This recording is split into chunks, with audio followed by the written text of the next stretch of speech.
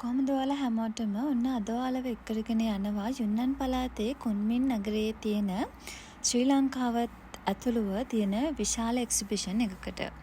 ඉතින් මේකේ රටවල් ගණනාවක් ඇවිල්ලා යාළගේට ආවේනික වෙච්ච දේවල් මේ ප්‍රදර්ශනය කරනවා. ඉතින් ලංකාවේ වෙස්මුණු වර්ග, අත්කම් භාණ්ඩ, ටී, ජෙම් මේ හැම දෙයක්ම මෙතනදී බලා ගන්න පුළුවන්.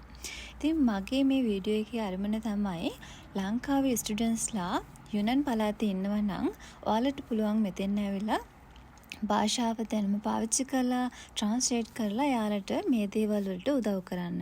ඉතින් බතික් වර්ග, ජිම් වර්ග, ඒ වගේම වෙස්මුණු වර්ග ගැන ඔයාලගේ දැනුම පුළුල් කරගන්න මේක හොඳම chance එකක් කියලා මම හිතනවා. ඉතින් මේ තියෙන ජේඩ් වලින් හදපු ඇපල් ගෙඩියක් මම පළවෙනි වතාවට තමයි මේක දැක්කේ. ඉතින් මමත් අද ඇවිල්ලා මෙයාලට ට්‍රාන්ස්ලේට් කරලා උදව් කරන්න තමයි ආවේ. ඉතින් ලාංකික හැමෝටම ආරාධනා කරනවා එන්න.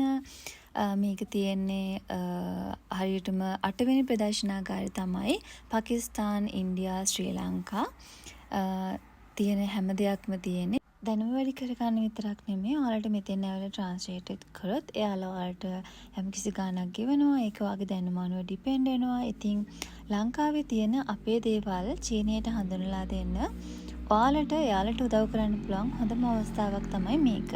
ඉතින් මම ආදරයෙන් ආරාධනා කරනවා ශ්‍රී ලාංකික හැමෝටම ඇවිල්ලා අපේ ටී සංස්කෘතිය, අපේ ජාතිකත්වය හැමෝටම කියලා දෙන්න එන්න.